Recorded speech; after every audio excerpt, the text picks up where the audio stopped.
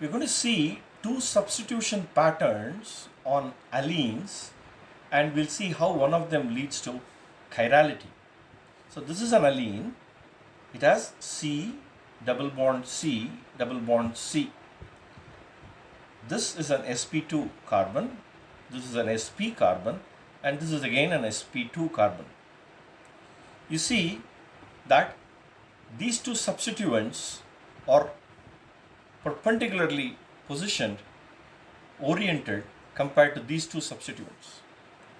Now, in this structure, the first structure that we are looking at, we are seeing in this allene functional group, in the two carbons, terminal carbons, sp2 hybridized carbons, in this carbon there are two identical substituents. I have given two hydrogens here, and in this carbon there are two identical substituents, two methyl groups I have given here. These two are identical to each other, and these two are identical to each other. When you have such AA, BB substituent pattern, then you can see that there are two symmetry elements you can find in this molecule. You can see that this is one pi bond along which you can see a plane of symmetry, and if you rotate it so that you are facing the other pi bond, then there is another plane of symmetry along this. You should know that this is constantly rotating and this is also constantly rotating. So you can have several planes of symmetries as these keep rotating. Okay. Now, because of these two major symmetry elements being present, this molecule is achiral. On the other hand, let's just look at the case where now these two substituents are no longer AA, BB, but it is AB, AB.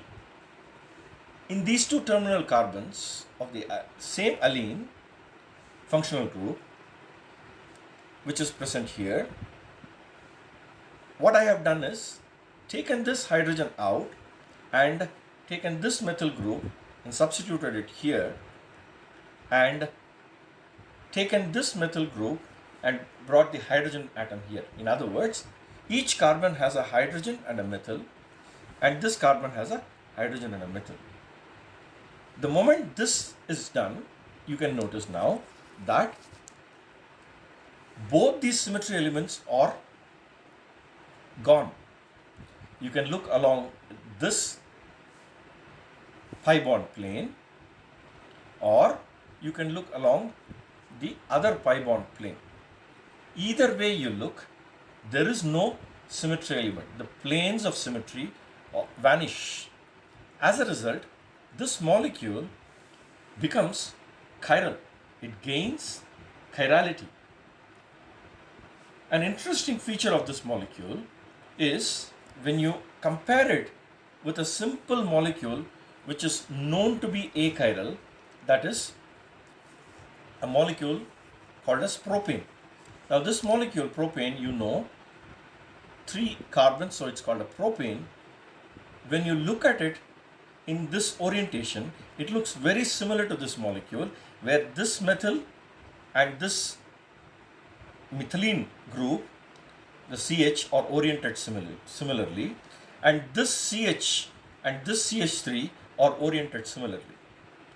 Let me show it in the other direction also for you, so that you can see these clearly. This methyl and this hydrogen of this methylene are oriented similarly.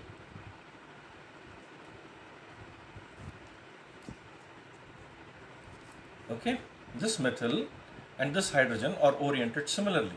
On the other hand, this hydrogen and this methyl group are also oriented similarly.